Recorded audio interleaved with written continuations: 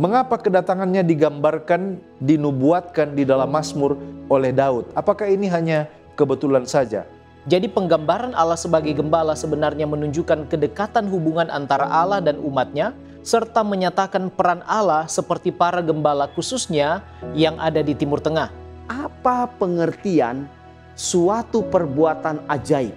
Frasa itu ada di ayat inti pelajaran sekolah Sabat. Nah, apa perbuatan ajaib ini?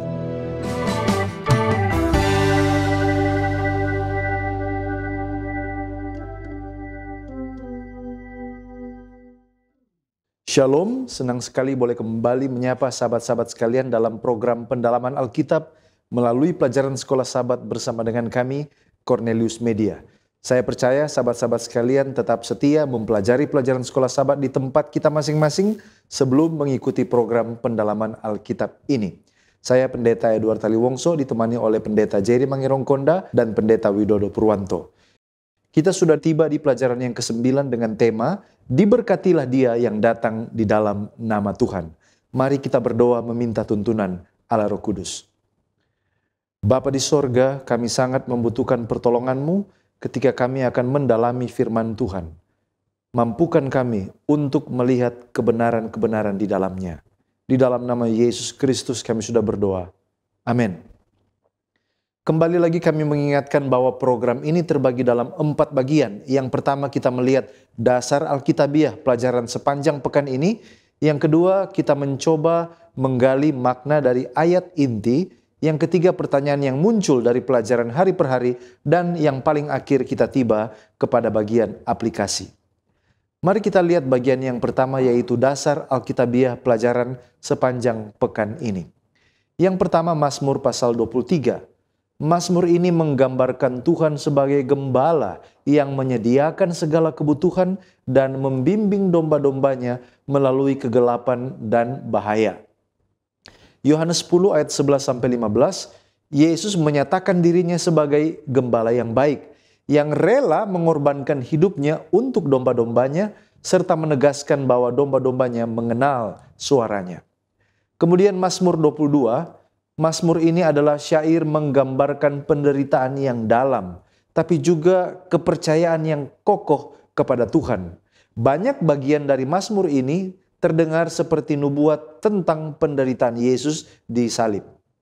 Lalu kemudian Mazmur 89 ayat 27-32 menyatakan tentang bagaimana Tuhan mencintai raja yang dipersiapkannya dan janjinya untuk meneguhkan dan memberkati raja tersebut meskipun ada ancaman yang akan dihadapi oleh raja tersebut, dan Yesus mengenali Mazmur ini adalah penggenapan dari Dia sendiri yang sudah datang sebagai Mesias dan Raja dan Imam. Kolose 1 ayat 16 menegaskan bahwa Kristus adalah sumber dari segala ciptaan, baik yang ada di langit, di bumi, yang terlihat maupun yang tidak terlihat. Semuanya itu diciptakan olehnya dan untuk kemuliaannya. Mazmur pasal 2 menegaskan kedaulatan Tuhan dan kekalahan orang-orang yang memberontak melawan Dia. Lalu kemudian Ibrani 7 ayat 20-28.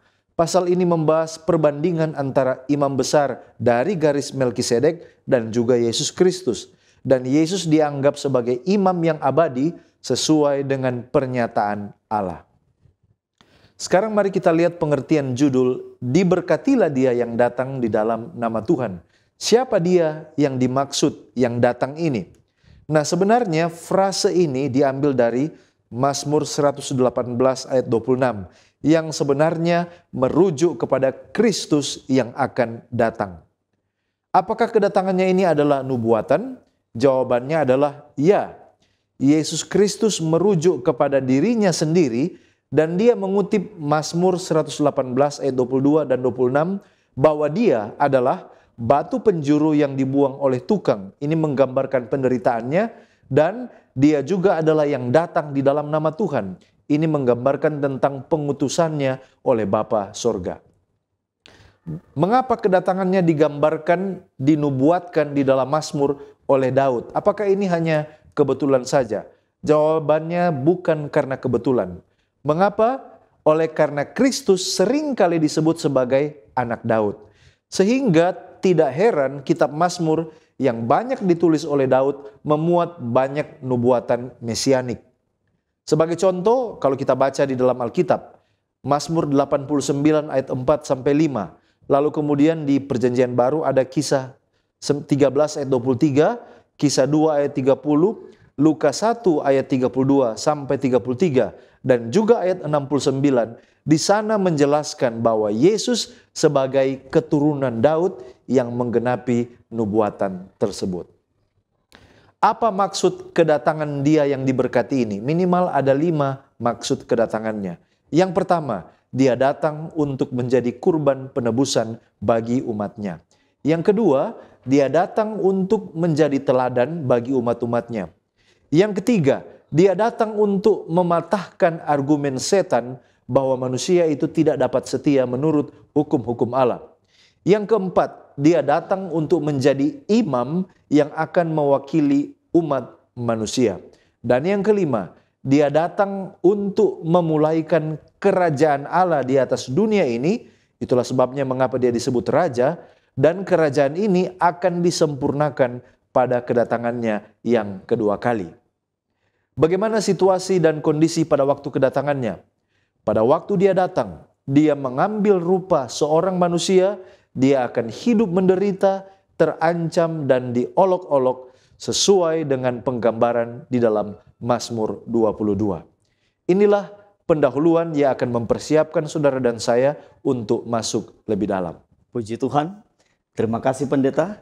Saudara-saudara, sekarang kita tiba pada ayat tema pelajaran sekolah Sabat yang terdapat dalam Mazmur 118 ayat 22 dan 23. Batu yang dibuang oleh tukang-tukang bangunan telah menjadi batu penjuru. Hal itu terjadi dari pihak Tuhan, suatu perbuatan ajaib di mata kita. Saudara-saudara, mari kita lihat latar belakang dan maksud dari perikop ini. Mazmur 118 adalah nyanyian pujian yang dinyanyikan oleh orang Israel saat Paskah, baik sebelum dan sesudah Paskah. Nyanyian ini juga yang dinyanyikan oleh Yesus di Getsemani sebelum ia ditangkap. Nyanyian ini pula nyanyian pujian haleluya, nyanyian kemenangan yang akan dinyanyikan oleh umat Allah atau umat percaya saat Yesus datang dalam kemuliaannya.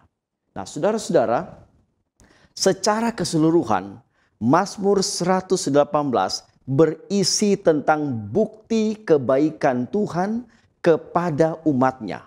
Hal ini terlihat dari setiap ayat dalam pasal tersebut. Misalnya kita lihat dalam ayat 1 sampai ayat 4 menunjukkan bahwa sesungguhnya kasih setia Tuhan tidak terbatas. Dan ayat 5 sampai 7 membahas tentang keberpihakan Tuhan pada umatnya. Lalu pada ayat 10 sampai 12 dijelaskan secara spesifik bahwa untuk melihat bukti perlindungan Tuhan secara nyata, umat Tuhan harus berdoa dalam nama Tuhan Yesus. Kemudian di dalam ayat 13 sampai ayat 16 berkaitan dengan pertolongan Tuhan kepada umatnya. Kemudian ayat 17 dan ayat 18 memberikan penjelasan bahwa umat Tuhan terlindung di tengah masalah. Nah, agar bisa merasakan keajaiban dan pemeliharaan Tuhan, umat Tuhan harus berperilaku sesuai dengan kebenaran Tuhan. Ini dijelaskan dalam ayat 19 sampai ayatnya yang ke-28. Dan Mazmur 118 ditutup dengan ayat 29 yang menegaskan bahwa kebaikan Tuhan tidak terbatas. Nah, sekarang pertanyaan. Apa pengertian batu yang dibuang dan batu penjuru? Nah, frasa ini ada di dalam ayat tema pelajaran sekolah Sabat. Batu yang dibuang dan batu penjuru. Apa yang dimaksud dengan dua kalimat ini? Nah, saudara-saudara, untuk menjawab pertanyaan ini, kita perlu mengerti dulu apa yang dimaksud dengan batu dalam ayat itu. Nah, ada 3 penulis Alkitab yang menyaksikan bahwa batu itu adalah lambang atau simbol Yesus Kristus. Mereka itu adalah Yesaya. Nah, Yesaya tuliskan itu di dalam Yesaya pasal 8 ayat 13 sampai 15. Kemudian Lukas di dalam buku Kisah pasal 4 ayatnya yang 11. Dan Petrus dalam 1 Petrus 2 ayatnya yang ke-6. Ketiga penulis kitab ini di dalam ayat-ayat yang saya sebutkan menunjuk bahwa batu itu adalah simbol atau lambang terhadap Yesus Kristus. Kemudian, apa yang dimaksud dengan batu yang dibuang? Nah, batu yang dibuang adalah kiasan di mana Yesus dihina dan ditolak. Hal itu dapat dilihat dalam Yesaya 53 ayat 3. Ia dihina dan dihindari orang. Ia sangat dihina. Orang menutup mukanya terhadap dia. Dan bagi kita, ia pun tidak masuk hitungan. Implikasinya adalah orang yang menolak keselamatan yang ia berikan dalam hal ini merujuk kepada bangsa Israel sendiri. Kemudian kepada semua orang yang tidak mau menerima tawaran keselamatan. Kemudian pertanyaan, apa itu batu penjuru? Batu penjuru merujuk pada Yesus sendiri yang telah menjadi kepala dan juru selamat bagi orang yang percaya kepadanya. Dan Yesus sebagai batu penjuru akan menyatakan kemuliaannya. Hal itu saudara boleh lihat dalam Efesus 1:21. Saat dia datang pada kali yang kedua untuk menyatakan kemuliaannya. Nah, masih di ayat inti, pertanyaan apa pengertian suatu perbuatan ajaib? Frasa itu ada di ayat inti pelajaran sekolah Sabat. Nah, apa perbuatan ajaib ini? Perbuatan ajaib merujuk kepada karya penebusan dan keselamatan di Perjanjian Lama. Model itu didemonstrasikan pada perayaan upacara pengorbanan bait suci, yang semua simbol-simbol itu merujuk kepada Yesus Kristus. Dan hanya Kristus yang dapat melaksanakan karya keselamatan itu. Itulah sebabnya dalam Efesus 1:21, Allah sangat meninggikan dia. Kenapa? Karena hanya Kristus yang dapat melaksanakan karya keselamatan itu kepada manusia. Jadi dapat kita simpulkan bahwa batu itu adalah lambang kepada Yesus Kristus yang telah ditolak oleh orang Israel atau orang yang menolak tawaran keselamatan. Lalu batu yang dibuang telah menjadi batu penjuru. Artinya Yesus telah menyatakan keselamatan kepada siapa yang mau menerimanya. Keselamatan diberikan dan mereka akan dimuliakan saat dia datang pada kali yang kedua. Topik penting lain dari pembahasan kita adalah pengorbanan diri gembala ilahi. Nah, siapakah yang disebut gembala ilahi? Mengapa dikatakan pengorbanan gembala ilahi? Serta apa bedanya dengan gembala pada umumnya? Mari kita lihat satu persatu. Pemazmur mengatakan dalam Mazmur 95 ayat 7 bagian A bahwa dia adalah Allah kita dan kitalah umat gembalaannya dan kawanan domba tuntunan tangannya. Penggambaran yang sama bahwa umat Allah adalah kawanan domba gembalaannya terdapat juga di dalam Mazmur 100 ayat yang ketiga. Jadi jelas bahwa yang disebut gembala ilahi adalah Allah. Daud berkata dalam Mazmur 23, Tuhan adalah gembalaku. Nah, ekspresi Allah sebagai gembala sebenarnya muncul pertama kali dalam Alkitab oleh Yakub ketika dia menyampaikan pesan-pesan terakhir dan berkat bagi keturunannya. Berkatnya bagi Yusuf, khususnya dalam Kejadian 49 ayat 24 dan 25, menggambarkan Allah sebagai gembala yang selalu menolong dan memberkati. Lantas, mengapa dikatakan pengorbanan gembala ilahi? Yesaya 40 ayat yang ke-10 dan 11 mengatakan, lihat itu Tuhan Allah. Ia datang dengan kekuatan dan dengan tangannya ia berkuasa. Lihat mereka yang menjadi upah jerih payahnya ada bersama-sama dia. Dan mereka yang diperolehnya berjalan di hadapannya.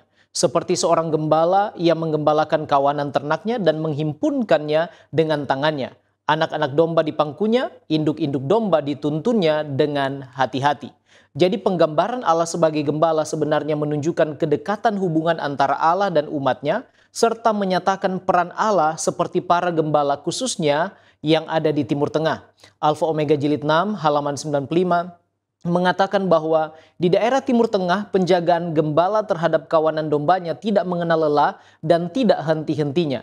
Inilah yang diungkapkan Daud kepada Saul dalam 1 Samuel 17 ayat 34 dan 35. Tetapi Daud berkata kepada Saul, "Hambamu ini biasa menggembalakan kambing domba ayahnya. Apabila datang singa atau beruang yang menerkam seekor dari kawanannya, maka aku mengejarnya, menghajarnya, dan melepaskan domba itu dari mulutnya. Kemudian apabila ia berdiri menyerang aku, maka aku akan menangkap janggutnya lalu menghajar dan membunuhnya." Jadi sebagai seorang gembala, Daud menghadapi banyak bahaya yang mengancam nyawanya. Namun itulah tugas dan peran gembala. Gembala tinggal bersama-sama dengan domba-dombanya, lalu menuntun mereka, menjaga, memberi perhatian, dan rela berkorban bagi keselamatan domba-dombanya. Nah, kalau saja Daud rela berkorban untuk kawanan domba yang digembalakannya, apalagi Allah sebagai gembala ilahi. Yesus katakan di dalam Yohanes 10 ayat 11, "Akulah gembala yang baik. Gembala yang baik memberikan nyawanya bagi domba-dombanya." Allah sebagai gembala ilahi karena kasih dan perhatiannya rela berkorban bagi domba-dombanya. Inilah alasan mengapa dikatakan pengorbanan ilahi.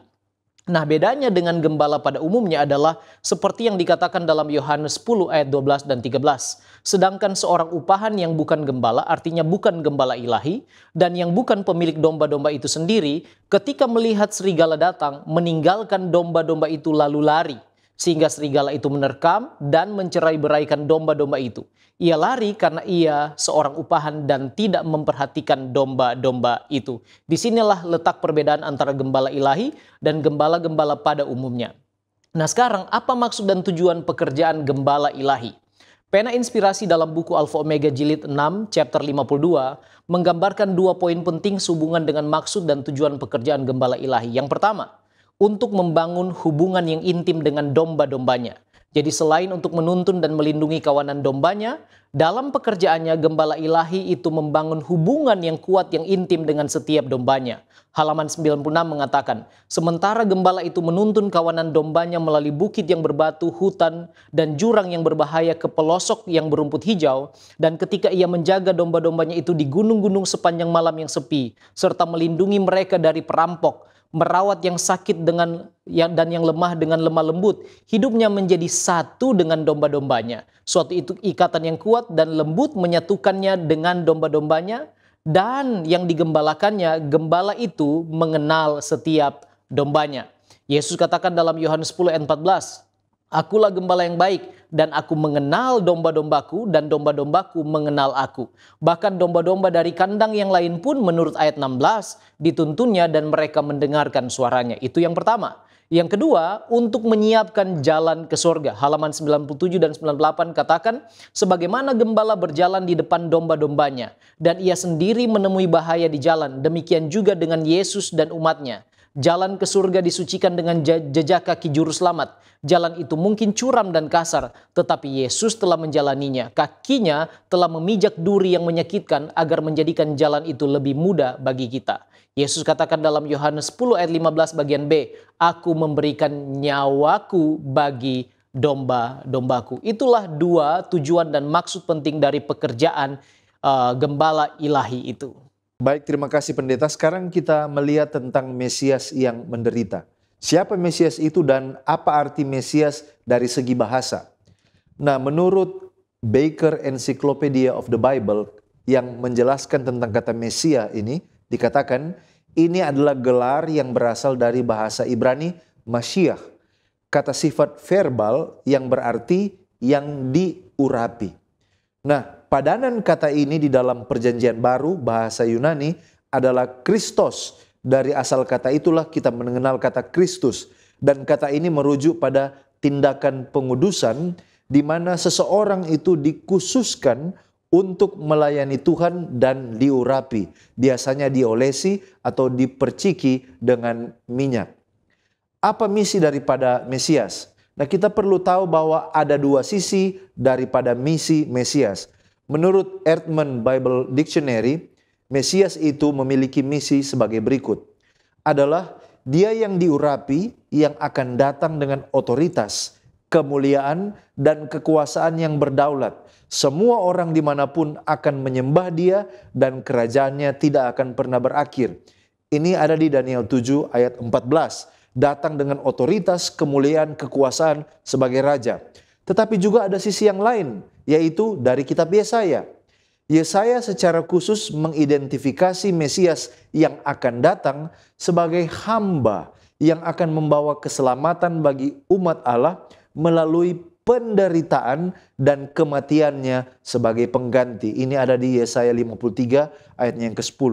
Jadi ada dua sisi Mesias, datang dengan otoritas, dengan kemuliaan sebagai raja, dan juga datang untuk menderita dan mati sebagai pengganti.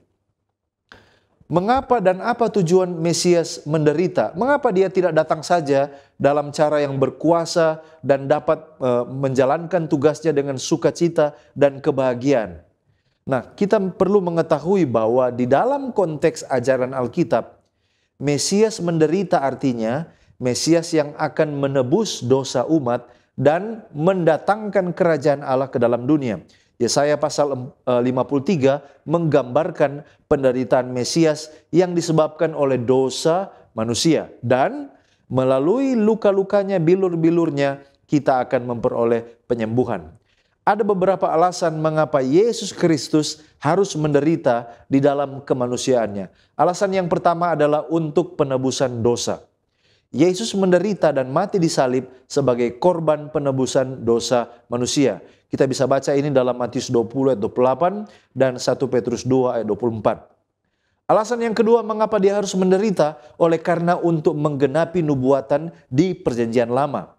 Dan ini kita bisa baca di dalam Matius 26 ayat 54, Lukas 24 ayat 25 sampai 27, Kisah 3 ayat 18. Alasan yang ketiga mengapa dia harus menderita adalah supaya dia dapat memberi contoh keteladanan.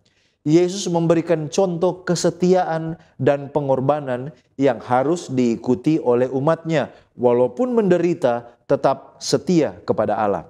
Yohanes 13 ayat 15, 1 Petrus 2 ayat 21 sampai 23. Dan yang keempat, mengapa dia harus menderita? Oleh karena karya penebusannya. Yesus diutus oleh Allah untuk menyelamatkan umat manusia melalui penderitaan dan kematiannya. Bukan melalui kejayaan ataupun sukacitanya, tetapi melalui penderitaan dan kematiannya. Yohanes 3 ayat 16 sampai 17, lalu kemudian Galatia 4 ayat 4 sampai 5 dan Ibrani 9 ayatnya yang ke-12. Dan yang kelima, mengapa dia harus menderita dan mengalami kematian? Supaya dia dapat memperoleh kemenangan atas kematian. Supaya dia dapat dibangkitkan, maka dia harus mengalami kematian, menunjukkan kemenangannya atas kematian dan dosa. Matius 28 ayat 5 sampai 6 dan 1 Korintus 15 ayat 54 sampai 57. Saudara-saudara, pelajaran sekolah Sabat juga menyinggung mengenai selalu setia pada janjinya. Setia pada janjinya. Hal itu saudara boleh lihat pada pelajaran tepatnya hari Selasa. Sekarang pertanyaan. Apa janji yang dimaksud dalam konteks pelajaran sekolah Sabat? Dan apa tujuan dari janji tersebut? Saudara, bila kita merujuk dari Mazmur 89 ayat 28 sampai 33, menyatakan akan janji Allah kepada Daud dengan istilah menjadi anak sulung. Menjadi yang maha tinggi di antara raja-raja di bumi. Nah, ungkapan ini adalah tentang Daud dan keturunannya yang akan memerintah sebagai raja terhadap Israel. Namun janji ini gagal bukan karena Allah, tetapi ketidakpercayaan dan penolakan Israel terhadap janji itu membuat janji itu gagal. Nah, namun apakah Allah meninggalkan mereka karena kegagalan mereka? Saudara, tentu tidak. Mengapa? Karena dalam Matius 1 ayat 1, Ibrani 1 ayat 8, ayat-ayat ini menyaksikan bahwa Yesus Kristus sebagai Mesias adalah anak Daud. Dia disebut yang sulung atau lebih utama dari segala yang diciptakan. Itu boleh lihat dalam Kolose 1 ayat 15. Hal ini mengacu pada juga Mazmur 89 ayat 28 yang menyebut Daud adalah tipe atau simbol Kristus, anak sulung Allah. Dialah yang akan menjadi raja di atas segala raja di bumi. Kemudian pertanyaan, apa hadiah atau reward kalau janji itu dipenuhi? Atau sebaliknya kalau janji itu dipungkiri? Nah, apa konsekuensinya? Saudara-saudara, janji Allah dinyatakan bukan hanya kepada Daud dan keturunannya yang akan memerintah atas Israel. Namun janji itu dinyatakan pula kepada kita. Bila kita merujuk dari Kolose 1 ayat 21 sampai 22, disebutkan bahwa Yesus Kristus telah mendamaikan kita melalui kematiannya, sehingga kita dinyatakan kudus dan tidak bercela dan tak bercacat. Kemudian, apa konsekuensi kalau kita menolak janji itu? Saudara, di dalam ayat 21 Efesus 1 disebutkan juga, kamu yang dahulu hidup jauh dari Allah dan yang memusuhinya dalam hati dan pikiran, seperti yang nyata dari perbuatanmu yang jahat. Bila kita menolak janji pendamaian ini, itu berarti kita memusuhi Allah. Hidup kita akan jauh dari Allah. Dan bila itu terjadi dalam kehidupan kita, sudah tentu pengharapan hidup kekal akan tidak menjadi bahagian kita. Mengapa? Karena kita tidak menyambut janji perdamaian yang Allah berikan kepada kita, yaitu janji menjadi anak Allah untuk memperoleh kehidupan yang kekal. Sekarang kita berpindah kepada topik penting lain, yaitu tentang raja kekal dengan kekuatan yang tak tertandingi. Nah, siapakah yang dimaksud dengan raja yang kekal? Di mana kerajaannya dan bagaimana sampai dia disebut raja? Siapa yang menobatkannya? 1 Timotius 1 ayat 17 mengatakan, hormat dan kemuliaan sampai selama-lamanya bagi Raja segala zaman Allah yang kekal, yang tak nampak, yang esa. Amin. Jadi Allah lah yang dimaksud Raja yang kekal. Namun demikian, Stefanus yang penuh dengan Roh Kudus, walau pada waktu itu ia sementara berada dalam tekanan penganiayaan, dalam Kisah 7 ayat 55 dan 56 melihat kemuliaan Allah dan Yesus berdiri di sebelah kanan Allah, katanya, sungguh aku melihat langit terbuka dan anak manusia berdiri di sebelah kanan Allah. Nah, kitab Ibrani 1 ayat 8 mengatakan, tetapi tentang anak ia berkata, tahtamu ya Allah tetap untuk seterusnya dan selamanya, dan tongkat kerajaanmu adalah tongkat kebenaran. Jadi yang dimaksud raja yang kekal dalam konteks pelajaran sekolah Sabat adalah Allah dalam pribadi anak manusia, Yesus Kristus, yang adalah juga Mesias atau seorang yang diurapi. Telah dinubuatkan dalam Yesaya 9 ayat 6 bahwa seorang anak telah lahir untuk kita, seorang putra telah diberikan untuk kita, lambang pemerintahan ada di atas bahunya, dan namanya disebutkan orang penasihat ajaib, Allah yang perkasa, Bapa yang kekal, Raja damai. Jadi tidak salah bila dia yang disebut juga sebagai anak domba Allah dalam Yohanes 1 ayat 29 dan 36, menurut kitab Wahyu pasal 5 layak menerima kuasa dan kemuliaan. Wahyu 5 ayat yang ke-12 dan 13 bagian B mengatakan, anak domba yang disembelih itu layak untuk menerima kuasa dan kekayaan dan hikmat dan kekuatan dan hormat dan kemuliaan dan puji-pujian bagi dia yang duduk di atas tahta dan bagi anak domba adalah puji-pujian dan hormat dan kemuliaan dan kuasa sampai selama-lamanya. Nah, di mana kerajaannya kalau begitu? Yohanes 18 ayat 36, jawab Yesus, kerajaanku bukan dari dunia ini. Jika kerajaanku dari dunia ini, pasti hamba-hambaku telah melawan, supaya aku jangan diserahkan kepada orang-orang Yahudi. Akan tetapi kerajaanku bukan dari sini. Kalau kerajaannya bukan dari dunia ini, lantas dari mana? Dan siapa yang menobatkannya sebagai raja?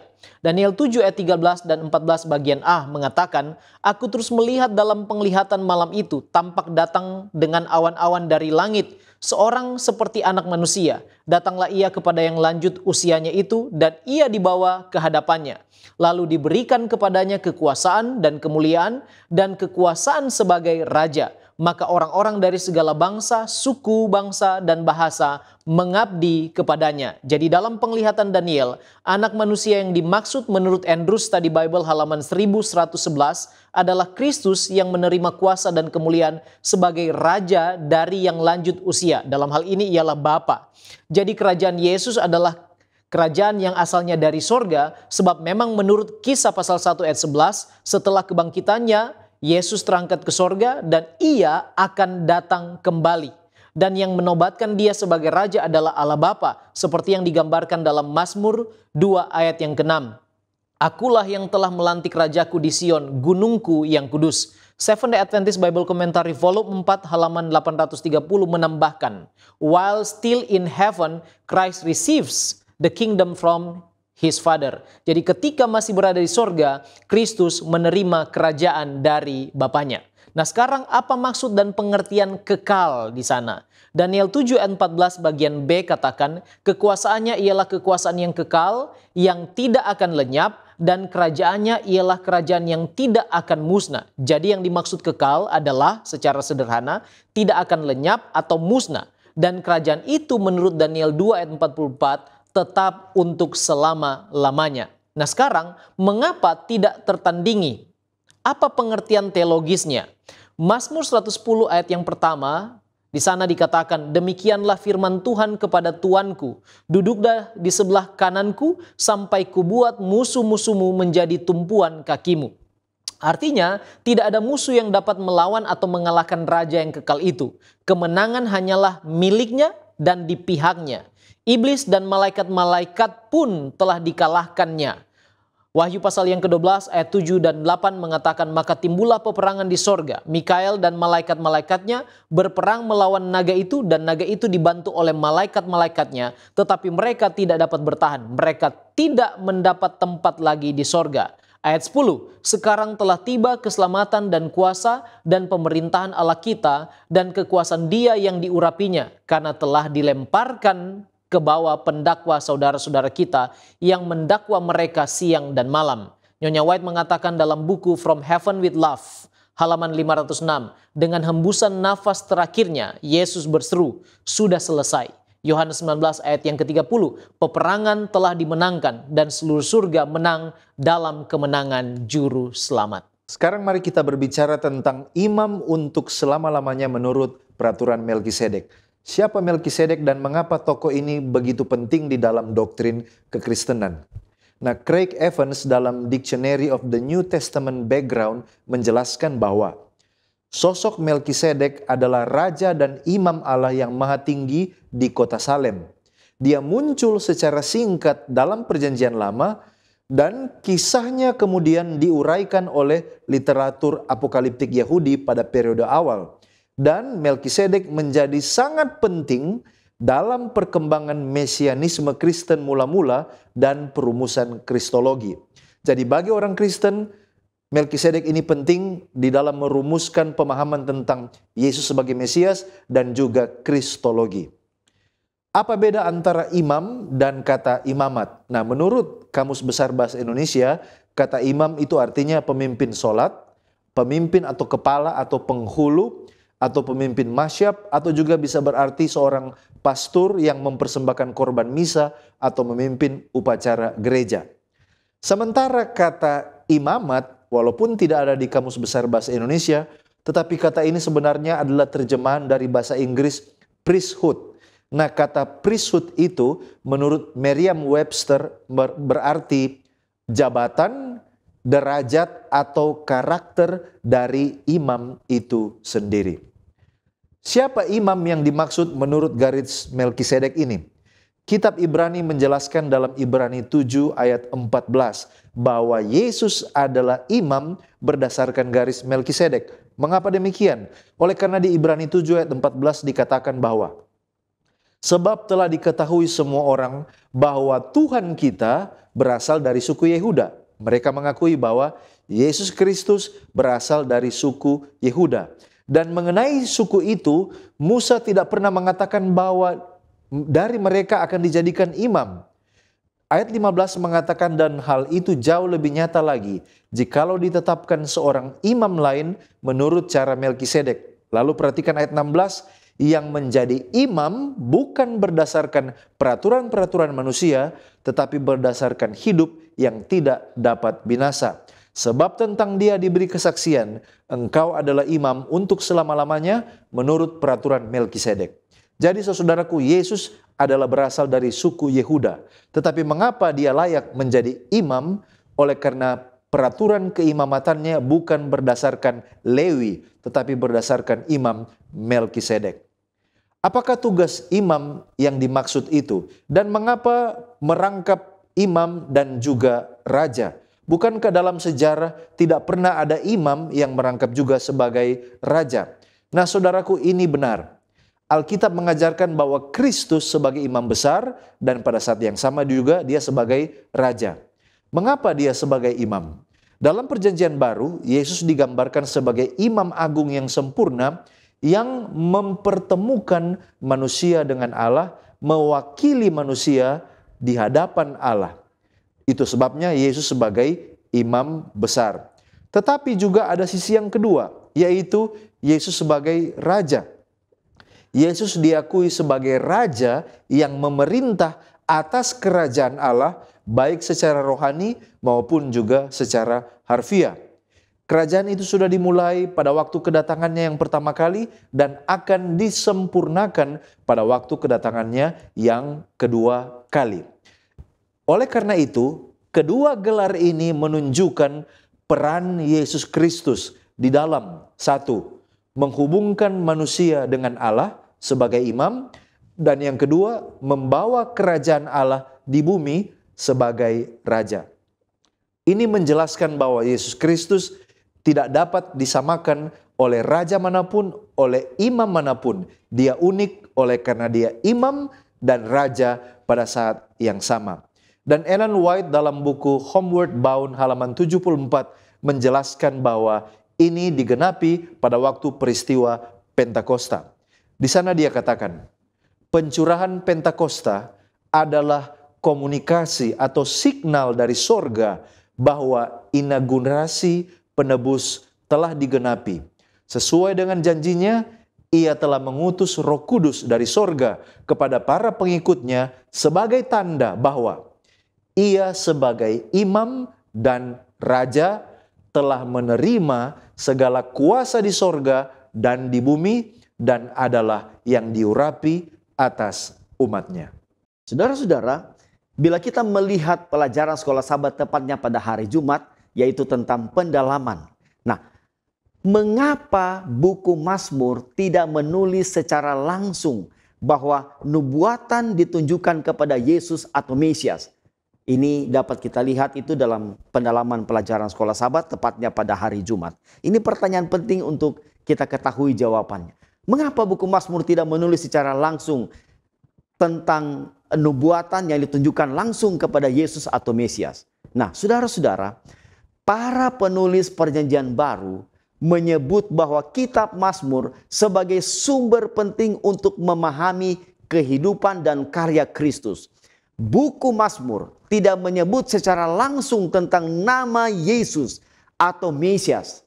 Namun dari ciri khas yang disebutkan, contohnya di dalam Mazmur 102 ayat 26 sampai 27 menyatakan Yesus adalah pencipta dan kekal. Dan hal ini dipenuhi dalam perjanjian baru dalam buku Ibrani 1 ayat 10 dan ayatnya yang ke-12. Juga inkarnasi dan persembahan lengkap Yesus yang kita temui dalam Mazmur 40 ayat 6 sampai 10. Hal itu dipenuhi dalam perjanjian baru dalam buku Ibrani 10 ayat 5 sampai ayatnya yang ke-7. Nah, dalam Mazmur 118 ayat 22 disebutkan di sana bahwa Yesus adalah batu penjuru. Dan ayat ini dipenuhi dalam perjanjian baru dalam Matius 21 ayat 42, Markus 12 ayat 10, dan Lukas pasal 20 ayat 17. Sementara dalam Mazmur 34 ayat 21 menyatakan bahwa tulangnya tidak patah dan itu dipenuhi dalam perjanjian baru dalam buku Yohanes 19 ayatnya yang ke-36. Jadi, buku Mazmur memang tidak menyebutkan secara langsung nama Yesus dalam nubuatan di buku Mazmur. Tetapi dari petunjuk-petunjuk yang diberikan oleh kitab Mazmur, dari ciri-ciri itu bisa kita temukan dalam kehidupan, kematian, kebangkitan, serta kedatangan Yesus. Nah, saudara, perlu juga diketahui pula buku Mazmur memberi gambaran tentang nubuatan kepribadian Yesus dalam kehidupan pelayanannya di dunia ini. Mulai dari dia adalah anak Allah di dalam Mazmur 2 ayat 7, kehidupan dan pelayanan Yesus dalam Mazmur 40 ayat 6 sampai 10, penderitaan dan kesengsaraan Yesus dalam Mazmur 22 ayat 19, serta kebangkitan Yesus dalam Mazmur 132 ayat 11. Dan masih banyak lagi ayat-ayat yang menyatakan bahwa Raja Daud menyatakan nubuatan tentang kepribadian Yesus, meskipun secara tidak langsung itu tidak dinyatakan. Dan sebagai penutup serta aplikasi dari apa yang kita bahas bersama dan pelajari, bagaimana kita diyakinkan bahwa yang ditulis dalam Mazmur merujuk kepada Yesus. Padahal ada dan banyak yang awam menganggap itu hanyalah pengalaman Raja Daud saja. 2 Petrus 1 ayat 21 mengingatkan kita bahwa tidak pernah nubuat dihasilkan oleh kehendak manusia, tetapi oleh dorongan Roh Kudus, orang-orang termasuk para penulis kitab Mazmur berbicara atas nama Allah. Jadi dalam kacamata inilah kita percaya bahwa para penulis kitab Mazmur telah menulis isinya oleh ilham Roh Kudus. Nah, itu artinya inti dari kitab Mazmur juga adalah Kristus. Di dalam kitab Mazmur, Yesus digambarkan sebagai gembala, Mesias yang menderita, putra Daud, raja kekal, bahkan juga imam surgawi. Karena kitab Mazmur ditulis sebelum inkarnasi Kristus, maka bagian yang menceritakan tentang Yesus, saudaraku, harus dilihat dalam terang nubuatan tentang kehidupan Yesus itu sendiri. Tidak salah bila banyak bagian dalam Perjanjian Baru menyinggung dari kitab Mazmur atau mengutipnya secara langsung. Contohnya bahwa Yesus adalah Yahweh, Allah yang harus disembah di dalam Perjanjian Lama. Mazmur mengatakan hal itu di dalam Mazmur 97 ayat 7, 45 ayat 8 dan 9, serta pasal 102 ayat 26 sampai 28. Dan ini disinggung di dalam Ibrani pasal 1 ayat 6, ayat 8 sampai dengan ayat yang ke-12. Kemudian juga dinubuatkan bahwa Yesus sebagai anak Allah, Mazmur 2 ayat yang ke-7. Ini juga disinggung dalam kitab Kisah Para Rasul 13 ayat 33 dan Ibrani 1 ayat 5 serta Ibrani 5 ayat 5. Juga tentang inkarnasi Yesus dinubuatkan di dalam Mazmur 40 ayat 6 sampai 10 dan ini juga dikutip di dalam Ibrani 10 ayat 5 sampai 7. Kemudian Mazmur menubuatkan tentang Yesus dikhianati oleh rekan dekatnya. Mazmur 41 ayat yang ke-10 dan ini tergenapi dalam kitab Yohanes pasal yang ke-13 ayat yang ke-8 dan tentunya masih banyak lagi. Jadi dalam kacamata nubuat, kitab Mazmur dapat dipercaya merujuk kepada Yesus. Nah, sekarang mengapa Yesus disebut anak Daud? Bukankah dia adalah anak Allah? Jadi ketika kita berdoa, apakah kita berdoa dan minta kepada anak Daud atau kepada anak Allah? Dalam inkarnasinya, Yesus memang lahir dari garis keturunan Daud dan itu tercatat dalam silsilah yang dimuat dalam Matius pasal yang pertama. Nah, ekspresi anak Daud juga adalah ekspresi yang banyak digunakan oleh orang Yahudi untuk menggambarkan tentang raja yang akan datang dan akan berkuasa membela bangsanya dan itu dari keturunan Daud. Matius 21 ayat 9 mengatakan, dan banyak orang yang berjalan di depan Yesus dan yang mengikutinya dari belakang berseru, katanya, Hosana bagi anak Daud, diberkatilah dia yang datang dalam nama Tuhan. Hosana di tempat yang maha tinggi. Atau Mesias bagi mereka adalah anak Daud. Namun demikian, dalam satu momen di Matius pasal yang ke-22, Yesus bertanya kepada orang-orang Farisi. Ayat 42, dia katakan, apakah pendapatmu tentang Mesias? Anak siapakah dia? Kata mereka kepadanya, anak Daud. Lantas ayat 43, katanya kepada mereka, jika demikian bagaimanakah Daud oleh pimpinan roh dapat menyebut dia, Mesias, tuannya? Ketika ia berkata, ayat yang ke-44, Tuhan telah berfirman kepada Tuanku, duduklah di sebelah kananku sampai musuh-musuhmu kutaruh di bawah kakimu. Ayat 45. Jadi jika Daud menyebut dia tuannya, bagaimana mungkin ia anaknya pula? Artinya bagi kita, walaupun secara inkarnasi Yesus adalah lahir dari keturunan Daud, namun Yesus adalah anak Allah yang hidup. Dan itu dikatakan oleh Petrus melalui kesaksiannya dicatat di dalam Matius 16 ayat 16 dan 17. Maka jawab Simon Petrus, engkau adalah Mesias, anak Allah yang hidup. Kata Yesus kepadanya, berbahagialah engkau Simon bin Yunus, sebab bukan manusia yang menyatakan itu kepadamu, melainkan Bapakku yang di sorga. Kemudian Markus 1 ayat 1 juga mengatakan, inilah permulaan Injil tentang Yesus Kristus anak Allah. Markus 3 ayat yang ke-11 mengatakan bahwa bahkan roh-roh jahat pun mengenal Yesus, melihat dia sebagai anak Allah. Itulah sebabnya kita percaya dia adalah anak Allah yang hidup. 1 Yohanes 5 ayat 11 dan ayat 12 mengatakan demikian. Dan inilah kesaksian itu, Allah telah mengaruniakan hidup yang kekal kepada kita, dan hidup itu ada di dalam anaknya. Barang siapa memiliki anak, ia memiliki hidup. Barang siapa tidak memiliki anak, ia tidak memiliki hidup. Jadi tentu kita berdoa dengan perantaran Kristus sebagai anak Allah. Sebab Yohanes pasal 14 ayat 6 juga mengatakan bahwa tidak ada seorang pun yang datang kepada Bapa kalau tidak melalui aku. Sebab dialah yang datang di dalam nama Tuhan. Mari kita senantiasa memuji dia. Sebab dia adalah Raja yang kekal yang datang di dalam nama Tuhan. Kita tunduk kepala dan berdoa. Bapa di sorga, kami puji tinggikan namamu. Sebab engkau baik.